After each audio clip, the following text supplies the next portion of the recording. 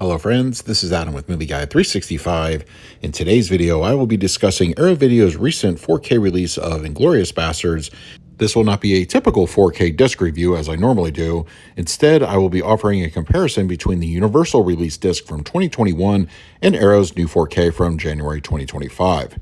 I will include my initial review, though be forewarned, my review format was a bit different back then, in the comment section below. For Universal's disc, it came in both a standard slipcover as well as a Best Buy exclusive steelbook.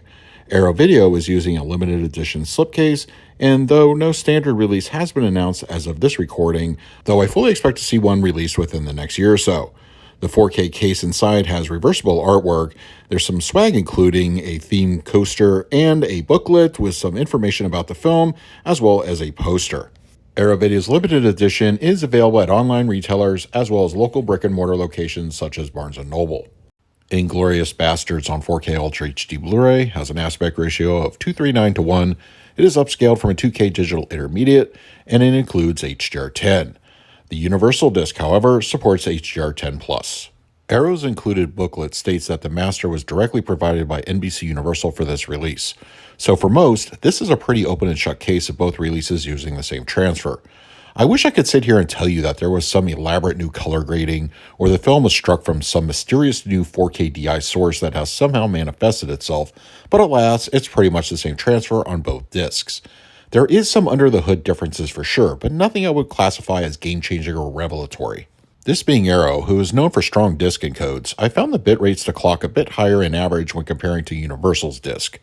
Arrow would normally push well above the 80s for much of the duration, Universal mostly around the low 50s. This is going to be music to the ears for pixel counters out there, and I've got to admit, going back and forth between the two, image clarity looked almost imperceptible as far as differences go.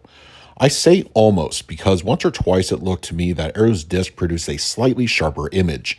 Now, don't take this as, oh, he said it's a dramatic difference. Far from it. If I were judging it by the value of a percentage, it's maybe, and I say maybe, like less than 5%. It's not nearly enough to hang my hat over, just sharing my own personal observations. Yours may vary, of course. As far as the implementation of HDR, this may be a time where those with HDR10 Plus setups may want to hold on to their Universal disc. Arrow's version does not support the Plus option, and as I do not have a TV that can, I'll be sticking to the standard HDR pass here. Both versions of the 4K to my eyes look equal in this area. The palette itself is visually punchy without being gaudy, and HDR in general is used in a subtle but welcome manner. Black levels in their turn are solid and well rendered on both discs. Neither edition gets the leg up over the other, so this should calm any fears that their old Universal disc is lesser in regard to the grading. Inglourious Basterds on 4K Ultra HD Blu-ray supports a DTS 5.1 audio mix on both versions. The Universal disc, however, supports international options. When it comes to each disc's 5.1 track, it's really a case of 6 of one, half a dozen of the other. The audio mix is punchy and robust and full of energy, which comes across equally impressive on either disc.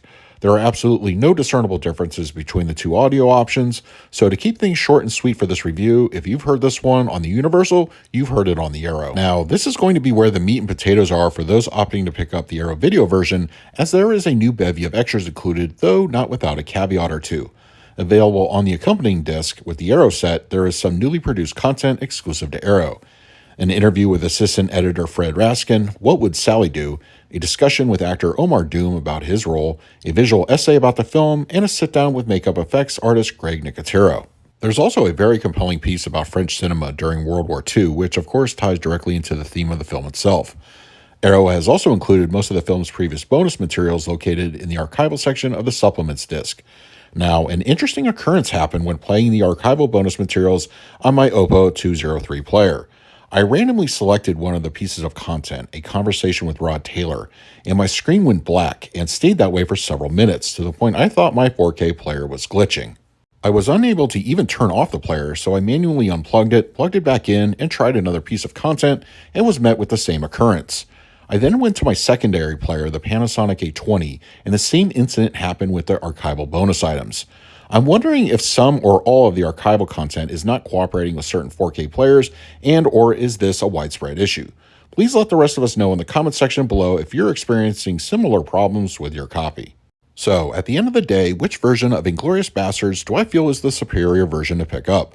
In all honesty, this is certainly going to be a case of if you are adamant about getting all available bonus materials or have never picked up the film on physical media before, then Arrow's version would ideally be the release to get. Visual differences, if in reality there are any, are too minute to warrant those looking for an excuse to upgrade and trade in their old Universal disc for. The audio is more or less one-to-one in regard to quality, so hardcore audiophiles will be hard-pressed to make the swap based solely on this. Once again, the inclusion of the new extras is going to be what really drives someone to choose the Arrow version over the Universal disc. Just be aware of the potential problems I spoke about a few moments ago, but just in case, hold on to your old disc for that content. So that is my comparison review of Inglourious Basterds on 4K Ultra HD Blu-ray from Arrow Video and Universal. If you're interested in picking up either copy, I will include links in the comments section. But if you have either version, let us all know your thoughts down below. In the meantime, please like, subscribe, hit that bell notification. So until next time, this is Adam with Movie Guy 365. I will see you at the movies.